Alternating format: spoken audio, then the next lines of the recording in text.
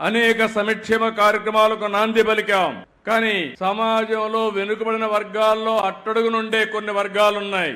అందులో మత్స్యకారులు ఒకటి. మీరెప్పుడు సముద్రాన్నే నమ్ముకున్నారు. తెల్లవారుతో పోయి అర్ధరాత్రి పోయి మళ్ళీ తిరిగి రావాలంటే ఆడబిడ్డలు తిరిగి వచ్చే వరకు ఎక్కడికక్కడ గందరగోళంగా భయాందోళనలో ఉంటారు. అలాంటి జీవితం మీది.